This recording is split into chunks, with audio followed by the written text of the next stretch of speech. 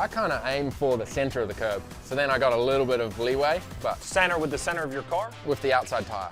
Okay, yeah, because just for the record, normal non-driving people, I'm thinking like you mean the whole width. You're taking the whole width. You're using, No, you like to go over it with the right side I'm tire. leaving like a tire leeway probably. Yeah, normally. no, that wouldn't work for me.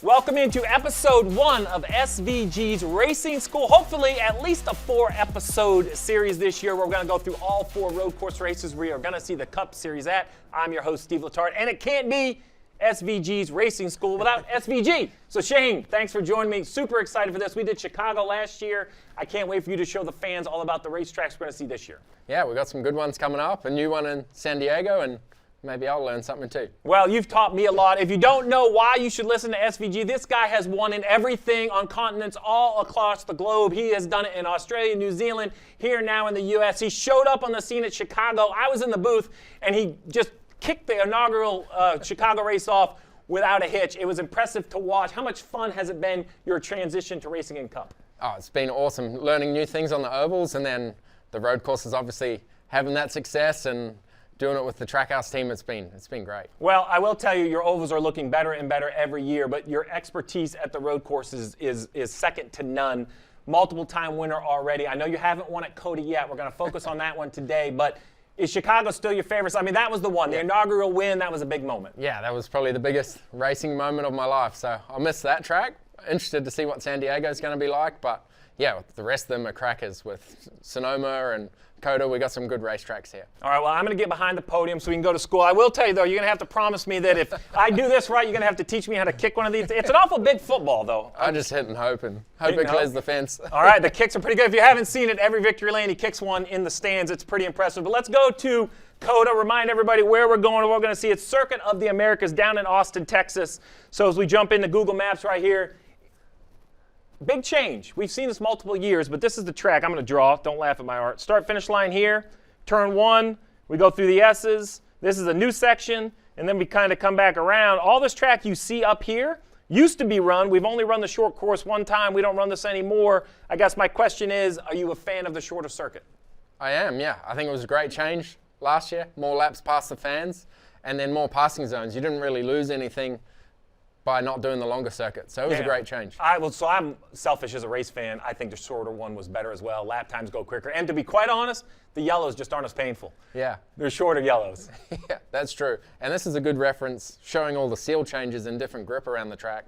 The darker stuff is the newer seal and has more grip than the older original seal. Well, let's jump into it then. We have an onboard, and basically we're going to take a complete ride. This is heading into turn 20, the last corner. We're going to turn left, and the first thing that jumps out to me is just the visual. Like this climb into turn 1 is kind of second to none in racing. Can you feel the elevation? Yeah, TV doesn't do it justice. When you walk up there on the track walk, it's amazing. And this is the latest you'll ever break in a Cup car. The way the car compresses into the banking, you just have so much grip from the extra load. It's amazing. Then you lose it all when you get to the crest and it flattens out. And that's kind of a rhythm section, right? 2, 3, 4, 5. I call it the S's. Everybody has a different name. This doesn't seem like a lot of passing. It's more about lap time and making sure you stay on track. Is that fair? It's correct. And then from turn 1, it's all about sacrifice because every corner goes in opposite direction. Right. So you're sacrificing one to get the rhythm for the next one. And then it gets really tricky. It's bumpy down to first gear here and no room for error. That wall bites you. Brand new section, 6A, 6B. Now we're back onto what would be the traditional track, heading, I call it the back of the track, into 12, a tight left-hander. Yeah, we call it the stadium section. It's all little first gear corners, very hard braking zones. Always a lot of front locking here. The car's so light on the right front, but very technical and a lot of time here in the slow speed corners. How about the multiple apexes in the same direction? That was like a double right, and then you have kind of this double left back into a triple right. Yep. What's the key to the multiple apexes? Yeah, and then the racing, you get so much crisscrossing because the corners are going opposite directions, and the fastest line is to leave yourself open, but it's a big risk you're getting past there. Past or wrecked. Yeah, that too. A little bit of both. Now we're heading into back-to-back lefts, 19 and 20. Very similar, very different. How do these stack up? Different. It opens up, so completely different to the rest of the track. And then you can use a crazy amount of track here, use the paint for some extra grip on the entry and the exit here too. How much do you give up the entry of 20 to make sure you have a good run down the straightaway? You kind of don't because the surface is very old there, so you're kind of rushing to get to the paint to try and find the grip on exit. Well, there you have it. There's a lap around COTA. I kind of want to jump in now and break down some other specific sections. The first thing, when I think of COTA, I think of the restarts. I know that the restart zone can be moved around, but in the end, it seems to be forever wide. So we're going to take a few looks at this. I'm going to pause it to show the world where you're at. So this is basically right there. This is you, second lane. It doesn't look like, I'm going to pick on you, it doesn't look like you get the best launch on this restart. So I don't know why we picked it, but now you're playing defense. Yeah.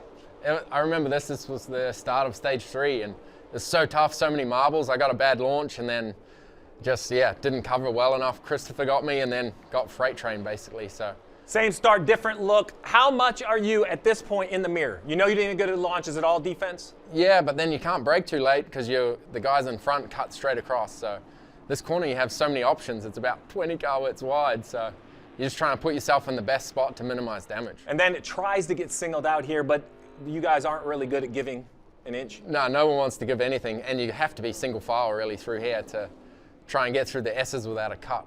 Well, now you get to relive the onboard. It seems like you said, a little bit of wheel spin. So then you instantly go left.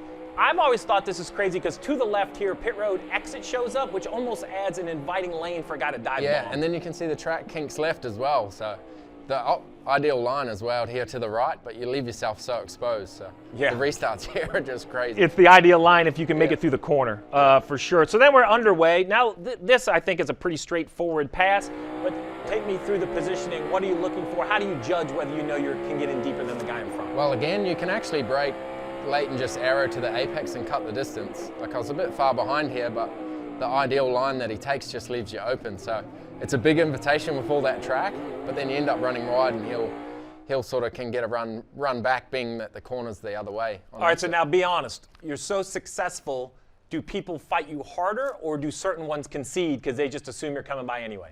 Yeah, it depends on the day and how much you're catching people, but if you're really fast, they make it easy. But this year I struggled, or last year, sorry, so I had some pretty tough battles.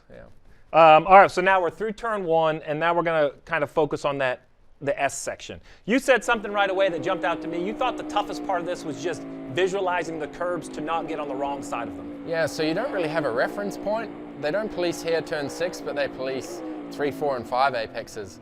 And when you're following really close, you got this massive car in front of you you can't see. So they're very strict. You don't get a warning on the cut, you just get a penalty. So when you're following like that, you kind of go off feel and hearing. I'm going to pause this. I'm going to back. So right now, this is 6. So this is illegal to be driver right. So this is the left. So what you're saying is basically... Yeah, I find these 2 corners are the hardest when you're following. And you kind of just go off. You're listening to hear that you hit the ripple strip, because you literally just can't see when you're following it. Well, and it's close. Like, so right there's Reddick.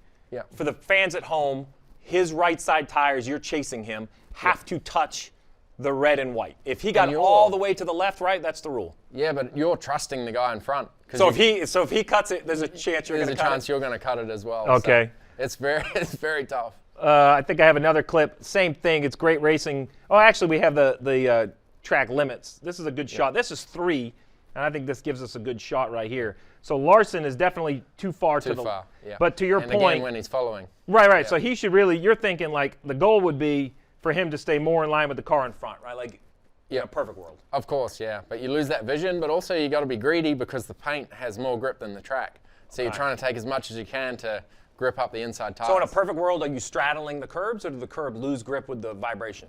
I kind of aim for the center of the curb. So then I got a little bit of leeway, but... Center with the center of your car? With the outside tire. Okay, yeah, because just for the record, normal non-driving people, I'm thinking like you mean the whole width. You're taking the whole width. You're using, you like to go over it with the right side tire. I'm leaving like a tire leeway probably. Yeah, no, that wouldn't work for me. I'd mess that up for sure. So here's another, okay, so now we're through the new section, which is kind of the S's, 6A, 6B. Now this is that area with the multiple kind of same directions, 13, 14, 16, 17. You're battling Briscoe. It's a heck of a battle with you and Briscoe. Yeah. And as I said earlier, this is one of the hardest braking zones, is turn 12. You'll see a lot of right front lockups there because you run so much front brake bias to keep the car stable. And then it's a long turn into turn 13 and you're on the lightest tire. But yeah, it's a great section for racing because you can do so many switchbacks. But if you're on the outside like me here, you basically have no chance. So you're trying to get back in or cross them over. And I've always thought that the most successful passing zones are 2 of the same direction, like 2 back-to-back lefts, because you get the prime, preferred so line. I started this move in turn 13, and I don't complete it till 19 here. But I said we've been crossing each other until now. So. Right, so now you're inside him, and now he has really no reason. He has to kind of concede at this point. He's done now. Yeah. I think we have another one, some other great passing. I like this one because you're actually chasing a battle as well. So are you thinking to follow the guy through? Are you thinking I can get 2 for 1? How patient do you have to be here? Well, I knew the 71 was on old tires. I think he stayed out at the end of the stage, so you're just trying to find his weakness and not lose any time, because you know AJ's flying at this point. Yeah, AJ knows how to make lap time. Yeah, he's very good at this track. Talk about that. We talk about different tracks and how they race different. You've broken down all the surfaces very well and how to do it.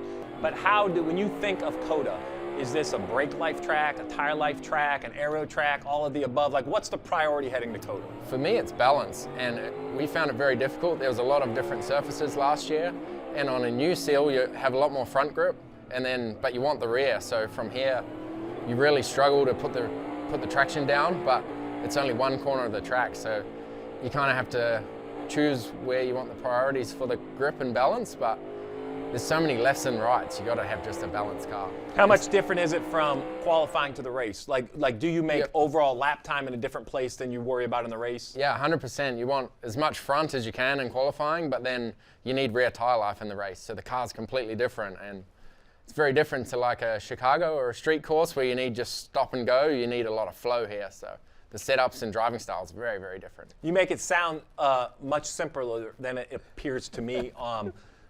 What is the one thing the fan doesn't think about? Like, is it overall speed? When you think of COTA and all the places you go, what's the thing that makes it the hardest? Is it the track limits or the restarts? For me, it's the track limits. Everywhere I've raced in the world, you got to stay within the white lines. Whereas here, like especially this corner we're coming up to, 19, everyone just blows it, and you're allowed to go out the side of the track. So even on the exits, you had to stay. You had to stay on, yeah. So, and there's more grip here off the track. So you're kind of blowing through the corners to get to the grip off the track. Mm-hmm. It's very, very different to anywhere you ever race. All right, first episode, SVG Racing School COTA. I feel smarter. I don't think I can do it, but I think I know what I'm supposed to do at this point. I don't think I can pull it off, though. There we go.